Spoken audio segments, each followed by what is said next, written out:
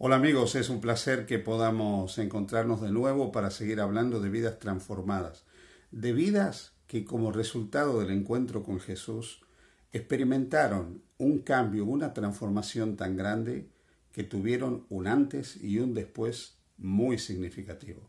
Porque Dios es un Dios real, que tiene poder para transformar la vida de todas las personas y no hay casos imposibles para ese Dios real. Un día como hoy, un 3 de julio, pero probablemente del año 72 o 73 de la era cristiana, según lo mencionan antiguas fuentes, como puede ser Orígenes, Eusebio de Cesarea, Efrén el Sirio, que son autores que mencionan hechos asociados a la vida de los apóstoles. Según estas fuentes, un 3 de julio del año 72 o 73 de nuestra era, moría martirizado en la India Tomás. Tomás el apóstol, que es mencionado dentro de la lista de los apóstoles. Y él también entregó su vida como mártir por mantener su fe en Jesús y por compartir el Evangelio de Cristo en otros lugares. Pero ¿quién era Tomás? Muchas veces hemos asociado a Tomás con la incredulidad. Pero los tres relatos donde aparece Tomás, que están todos en el Evangelio de Juan, nos muestran un Tomás del todo interesante.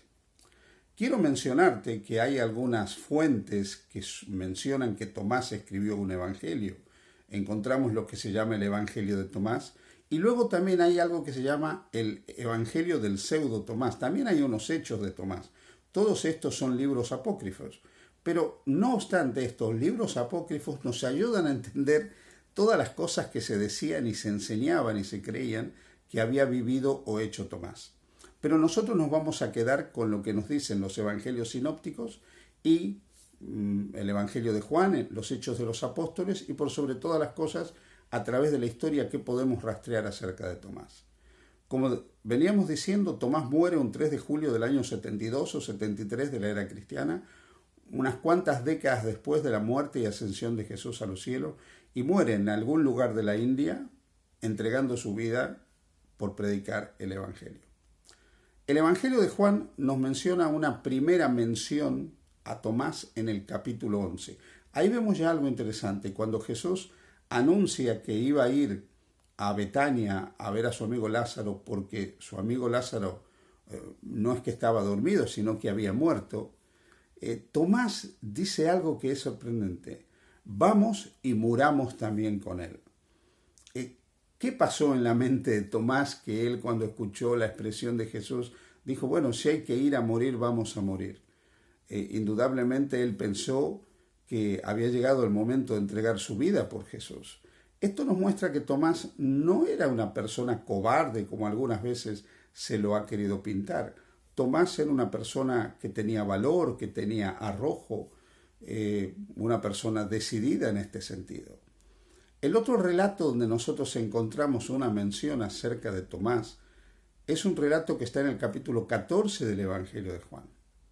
En ese capítulo, Tomás, cuando escucha que Jesús se va a ir a un lugar donde ellos no pueden ir con él, le dice, bueno, muéstranos el camino, o sea, ¿cómo podemos llegar a ese lugar también? Y Jesús le dice a Tomás, Tomás, yo soy el camino, la verdad y la vida, nadie viene al Padre sino por medio de mí. Fijaros que esta segunda declaración también en el Evangelio de Juan nos presenta una característica de Tomás que era común con la de todos los apóstoles de Jesús. Él no llegaba a comprender plenamente el mensaje de Jesús y las enseñanzas de Jesús. Había vivido con Jesús, estaba con Jesús, pero no terminaba de crecer en Jesús ni de entender plenamente a Jesús. No obstante, vemos nuevamente una persona que estaba interesada en conocer realmente cuáles eran las dimensiones espirituales de las enseñanzas de Jesús y quería aprender el camino para poder llegar al cielo. Las intenciones de Tomás eran buenas. Así que podemos empezar hablando de virtudes de Tomás. Valiente, decidido, arrojado, pero también espiritual, con deseos de crecer, de conocer más la voluntad de Dios y llegar a la casa de Dios, llegar a la casa del Padre. Pero cuando seguimos avanzando y llegamos al momento de la resurrección, tenéis que recordar que Tomás vio las escenas del huerto de Getsemaní. Tomás abandonó a Jesús, lo abandonó, lo dejó solo, lo dejó tirado. Fue uno de los que había prometido no abandonar a Jesús, pero también lo abandonó. Tomás vio la muerte de Jesús, contempló a ese Jesús crucificado y todas sus esperanzas, sus sueños, sus ilusiones desaparecieron.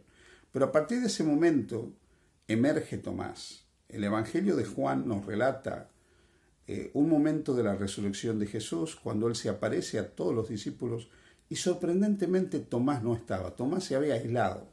No sabemos si por miedo, por preocupación, para dedicarse a otras cosas, pero él no estaba en ese momento.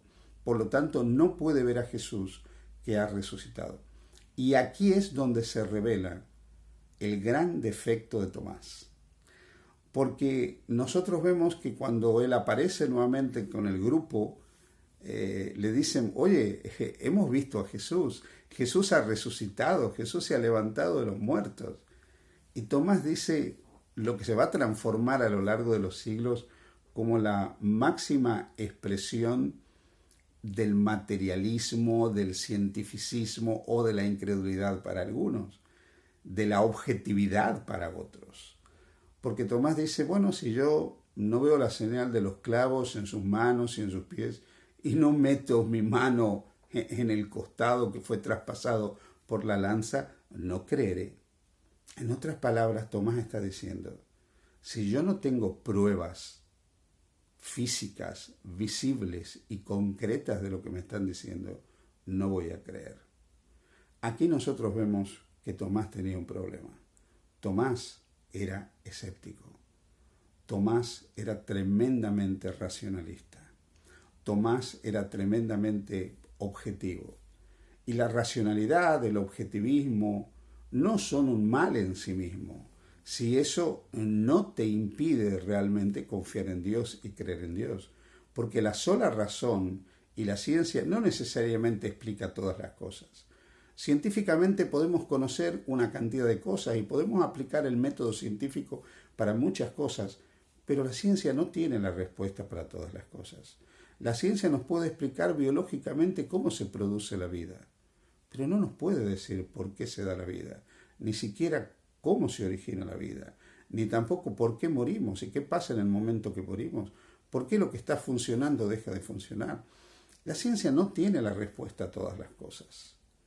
Así que pretender aplicar a todo el método científico de observación, experimentación, conclusión, que todo lo que nosotros creemos tenga una respuesta objetiva, lógica, es un camino que puede ser tremendamente peligroso, porque los milagros en última instancia no se explican, se aceptan.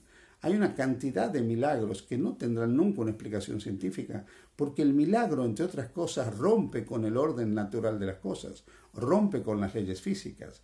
Lo vemos en la resurrección de Lázaro. Físicamente, desde el punto de vista de la biología, tras la muerte, un cuerpo tiene que descomponerse y está muerto y se deshace completamente. Pero nosotros vemos que ese cuerpo corruptible Jesús lo puede levantar, lo puede resucitar completamente restaurado sin ningún estigma de lo que lo llevó a la tumba. Eso es un milagro. Ahí se rompe el orden natural de todas las cosas, el orden natural de la física, de la biología. Todo desaparece frente al milagro. Ahora Tomás era escéptico. Tomás era racionalista y Tomás quería pruebas objetivas. Y aquí viene algo que a mí me parece la condescendencia de Dios, porque Dios amaba tremendamente a Tomás. Dios sabía que Tomás era valiente, Dios sabía que Tomás era decidido, Dios sabía que Tomás quería conocer el camino correcto. Y Dios en su amor le va a dar pruebas a Tomás. Jesús se va a presentar en otra ocasión donde está Tomás y le va a decir, Tomás, mira mis manos, mira mis pies y mete tu mano aquí en mi costado y no seas incrédulo, sino creyente. Querido amigo, querida amiga que me escuchas, Jesús quiere y puede revelarse a la vida de cada uno de nosotros. Pero Jesús nos pide que en vez de ser incrédulos seamos creyentes. Porque nosotros podemos tener delante de nosotros todas las evidencias de la existencia de Dios. Podemos tener delante de nosotros evidencias de la presencia de Jesús en nuestro diario vivir y, sin embargo, no creer. Porque finalmente hay que decidir también ser creyente. Hay que elegir echar la red en el nombre del Señor. Esto tiene que ver con aquel momento en que Pedro, sin haber trabajado infructuosamente durante toda la noche, no pescando nada, se encuentra con Jesús. Jesús se sube a la barca, le dice, vamos al mar para que pesquemos. Y Pedro le dice, pero sí he intentado pescar toda la noche, no hemos sacado nada. No, ven, vamos. Y vamos a echar las redes. Y Pedro dice, bueno, mira, aunque yo entiendo de pesca y tú no, porque tú eres carpintero y yo pescador, en tu palabra echaré la red. Y Jesús le dice, es echar la red del lado derecho. El lado derecho representa el lado de la fe. Y ellos echaron la red y el relato dice que sacaron una cantidad de peces. Pedro dijo, yo soy pescador, yo entiendo de peces, tú no, tú eres rabino, tú puedes enseñar de la palabra de Dios, pero yo de peces soy el experto aquí. Pero en tu palabra echaré la red, confiaré en tu palabra. Y el resultado fue el milagro. Muy bien, nosotros podemos ser expertos en muchas cosas, tener formación en muchas cosas y aún tener una mente científico-tecnológica. Pero tenemos que elegir echar la red de la vida y de la existencia del lado de la fe y no ser incrédulos sino creyentes. Tomás finalmente reconoció en Jesús a su Señor y a su Dios y le dijo, Señor mío y Dios mío. El escéptico, racionalista e incrédulo Tomás finalmente fue transformado en un auténtico hombre de fe y de convicción en Jesús, al cual reconoció como su Señor, su Salvador y su Dios. Que Dios te bendiga y que tú y yo también podamos seguir creciendo y pasar siempre de la incredulidad a la fe, del escepticismo a la confianza y de la racionalidad a la creencia en ese Dios que nos ama y se manifiesta constantemente por nosotros. Dios te bendiga. Feliz día junto a Jesús.